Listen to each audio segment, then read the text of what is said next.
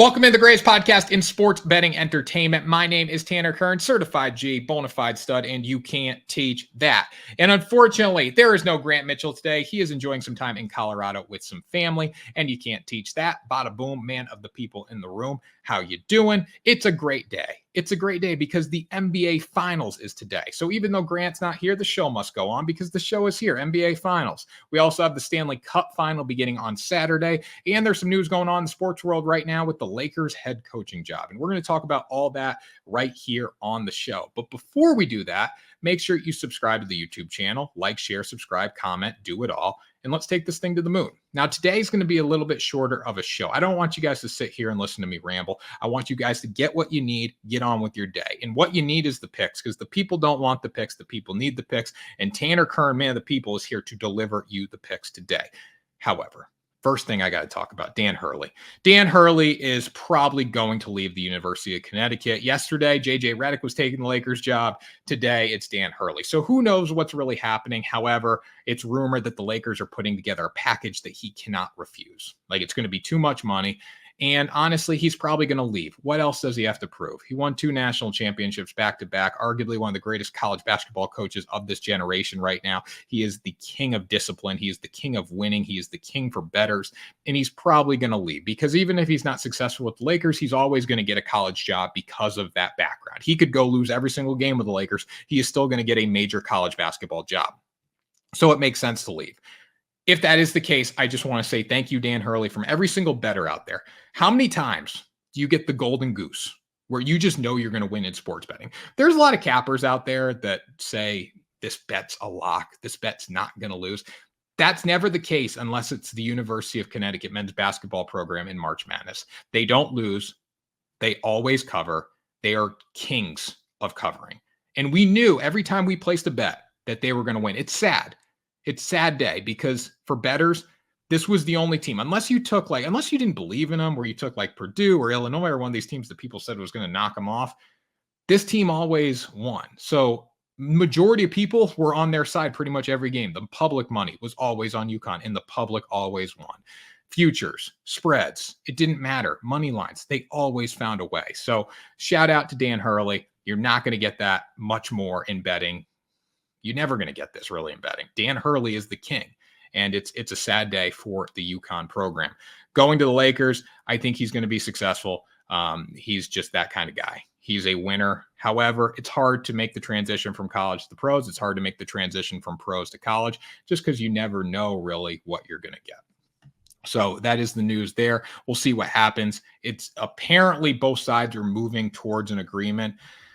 It's too good not to take, but that's a side story here. The Lakers head coaching job is not more important than game 1 of the NBA Finals tonight. Celtics versus Mavericks. Now, you guys can let me know in the comment section, but it is wild. It is absolutely wild, the NBA scheduling. I know they do it so if all series go 7 games, every team has a break, but they got to do something about it because I've lost an interest in basketball. I think everyone's lost an interest in basketball over the past week or 2 weeks, whatever it's been since we haven't had a game. It sucks. Now we're all supposed to get excited about it. We've just beaten the story into the ground. Jason Tatum, can he win the playoffs? That's all we talk about. Luka and Kyrie, best duo ever. Luka, is he the best clutch player? Is he going to be one of the greats? Is he going to go down in history as the greatest player of all time? Like, I've heard the same story on ESPN over and over and over again. And I don't blame ESPN. They need something to talk about. You know who I blame? I blame the NBA because the scheduling is horrendous. Why don't we have the NBA Finals going on? And why does the NBA Finals go to freaking July? Like, I think the last game's like June 26th, June 27th. It's around that time. It's crazy. If you want to retain attention, you need to get the series going and you need to play basketball. Because I'm tired of just hearing the same story over and over again. Now, Media Day happened yesterday. We can talk about this for a minute. A few stories came out of Media Day. Joe Mazzulla said the lights aren't going to be any brighter unless they change the bulbs. That was his way of, I don't know, being an intellect. He's a psycho, but he's gotten better this year as a coach. So I'm looking forward to seeing what he does in the finals because his coaching moves are going to be under a microscope here. So the lights are probably going to be pretty bright, Joe Mazzulla. Number 2, our guy Drew Holiday came out and said the best way to stop Kyrie is by praying. That's not something that you should say. You should say Kyrie's a great basketball player, but Here's how I plan on defending him. But he's a great basket. Even if I do this, he could still win. I think that's a better way than saying praying because, again, you just admitted that Kyrie owns you. Not a good thing, Drew Holiday. However, go out, play the game. Maybe it's your way of getting in his head. I don't know. And then finally, actually, there are a few more stories. Kyrie came out and basically said the chirps in Boston aren't going to be that bad, and you just got to, calm down. But a few years ago when he was with the Nets, he said, this is like, the girlfriend that wants me back. So he's kind of a changed man now. I don't know. He found God. And then the next storyline, the biggest storyline, going back to what I was saying about how ESPN has nothing to talk about because of the scheduling, they were asking Jason Tatum about... They said, how do you feel about being the most scrutinized player in the NBA right now?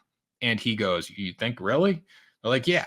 And he says, well, I think my mom and my family, like they take it harder than I do. Like I can separate myself like from the person to the superstar. But if my kid was playing in the NBA, if Deuce was playing in the NBA and he was getting all this negative attention, it would be harder for me to separate my child from the superstar.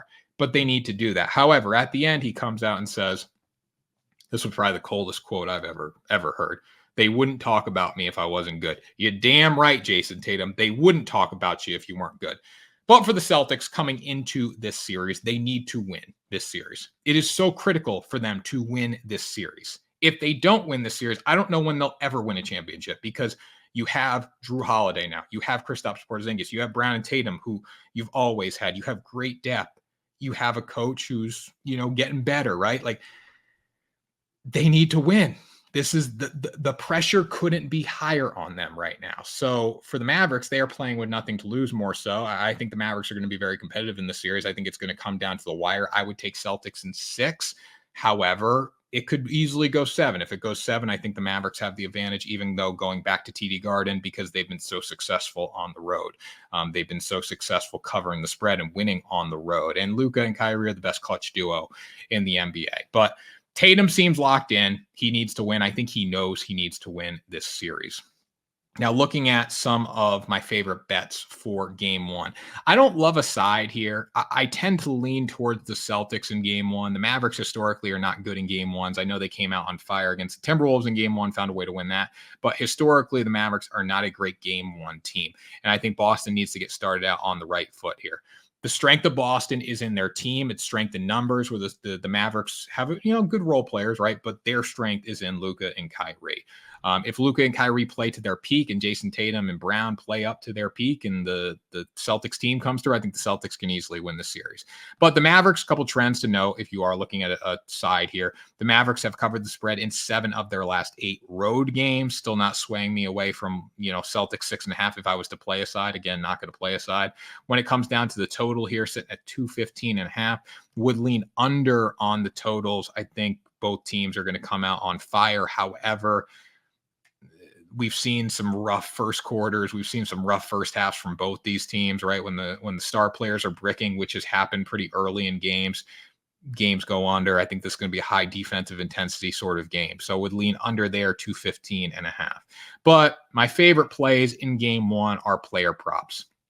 I have a few to note here. First one being Al Horford. Al Horford is going to have a huge night tonight.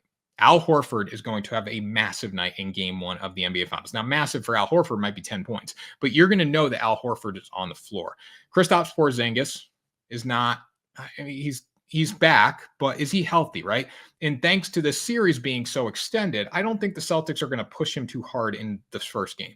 They're going to ease him in and, give him his time, but doesn't mean Al Horford's not going to be on the floor. Al Horford's going to get plenty of time in this game. His point total is set at 6.5 tonight. 6.5. You got to love that.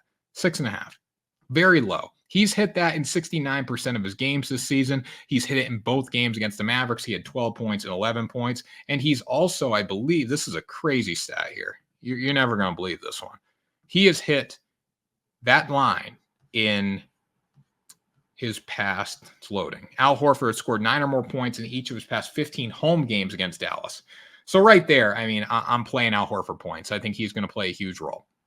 He's been the guy that's really gotten this team going a lot at times. So I would play Al Horford points there. And then also looking at this, I would go with Al Horford rebounds as well. He's hit that in 78.5% of his games this season, and that's set at 4.5. It's a little more juice, minus 140 right now. However, still take it because 78.5% for minus 140. I'm taking that all day long, especially with the Kristaps Porzingis that we don't know how his health status is going to be coming into this one. He might get out there and be like, yeah, I'm not feeling great. I'm feeling okay. That's going to bring Al Horford in this game. This is game one. You don't win a series in game one. You set the tone in game one. And then also, I got to go with my guy, Jason Tatum. Jason Tatum, his stats against the Mavericks, very good. I think Luka and Kyrie have forced him to be the dominant scorer, and it's definitely paid off for him. He scored 29 plus points in each of the past Celtics last 4 games against the Mavericks. Total is 26.5 tonight for minus 125 right now. So I see that probably jumping up to 27.5. So get it while you can get it. But those would be my plays tonight. I like Tatum. I like Al Horford. If you do want to play for the Mavericks, I would look at Kyrie Irving over 3.5 rebounds in this one. He has hit this number pretty consistently, gone 5 or more rebounds in 7 of his past 8 playoff games at TD Garden. 7 of his past 8 playoff games at TD Garden. So something to note there. He's a big rebounder, over 3.5 tonight. Pretty good number. It's minus 135. Still would be interested in taking that. Looking at series spread here, I would take Celtics 4-2. If you want to get into series spread, I have a big ticket on the Celtics to win. I got it very early in the season, so I'm just going to be riding that out. I'm not going to be messing with series spreads at all. If there's a chance to middle it and take the Mavericks series spread, if like the Mavericks went down 2-0 and I could get the Mavericks for plus 2.5, which it probably wouldn't be plus 2.5 or plus 3.5. I mean, basically just can't get swept. If they go down 2-0, like that might be an opportunity for me to jump in on the Mavericks. However, I'm not going to do that right now. I really don't want to root against the Celtics. I'm a Celtics fan too. I just want to see them win the series. But day-to-day wise, I will be betting props. So that's the NBA Finals game 1 in a nutshell here, guys. Again, it's going to come down to, can the Celtics team beat Kyrie and Luka, and can Jason Tatum and Jaylen Brown step up and coexist and dominate together? They're getting there. Again, they have to win. Those will be my best plays there. So looking at our next game here, game 1 of the Stanley Cup Finals. We'll go quick through this because that's on Saturday. You have the Edmonton Oilers versus the Florida Panthers. I believe the Panthers are going to dominate this series. I'm sad. It's sad to say because I have a ticket on the Oilers to win the Stanley Cup, but they're just not as good as the Panthers. The Panthers are phenomenal in the defensive zone. They put relentless pressure on you offensively. And I think there's some areas where Edmonton can win there. But in the defensive zone, the Panthers, like the Rangers, the Panthers made the Rangers look like little boys. Like they couldn't compete with them. They couldn't get shots off on Sergei Bobrovsky. It was so bad. If you were a Rangers bettor, I feel bad for you. I was a Rangers bettor. So that's how I know. It was an ugly series. So if you're judging the Florida Panthers off what they've done in the playoffs so far to Boston and to the Rangers, right? Edmonton is better than both those teams. However, they win by scoring, and their scoring didn't come alive till later in their last series against Dallas. They need to bring the scoring right away. The one way to beat Florida is to beat their defense, because defensively they are stronger than they are offensively. So if you can get to Sergei Bobrovsky early and you can score goals, that gives them a chance. For me, if you have a future ticket on the Oilers, I find a lot of people have a future ticket on the Oilers. I have one. I would see what happens game 1 and go accordingly to that. If the Oilers can come out, put pucks on the net, they still lose the game. So what? I would let it ride because they're putting pucks on the net. However, if they can't get into the defensive zone, like the Florida's defensive zone, their offensive zone, get into the slot, get good scoring opportunities, that's how you know. Like the Rangers just couldn't do that all series. The first 2 games, it was clear. And, you know, they won some overtime games. They got lucky doing that. But you're going to know. You're going to know if the Oilers can compete very early in the series. So game 1, I would take Florida minus 135 if I was betting straight. Again, I'm not going to bet it because I have my ticket on the Oilers, so I'm just watching that one. But I would probably take Florida to win at minus 135. 60-minute line plus 110 is a little more dangerous when you're facing Edmonton because they can score at any time. So keep that in mind. But as far as the series goes, the series spread right now, series spread and the series. Let's see if we can pull it up here on FanDuel, guys. If you want $150 in bonus bets on FanDuel, you can head over to our website, WSN.com, and lock that in. Okay, so FanDuel has the series spread here at -1.5, +160, +1.5, -200. No value there. I think if Edmonton takes the series to 7, they're going to win it. If it goes in 6, obviously Florida's going to win. So if you like series spread and you like Florida, I would take -1.5. The series spread for -130 for the Florida Panthers is tremendous value, in my opinion. I think they're much better than Edmonton. But this Oilers team is scrappy. They have Connor McDavid, who's chasing his first Stanley Cup. So anything can happen. I'm on Florida. Like, I think Florida's going to win. I hope they don't. I hope I'm wrong because I have the ticket on the Oilers, but I think Florida is probably going to win the series. So that's going to do it for today's show, guys. A little shorter. Again, I want to get you in and out, get you what you need to know. That was the Lakers news. That was the Game 1 props, and that was the Stanley Cup breakdown. So we appreciate you guys joining the show. We're going to be right back here on Monday talking about everything going on in the NBA world, everything going on in the sports world. But we appreciate you. Until next time, we'll see you on Ride the Line.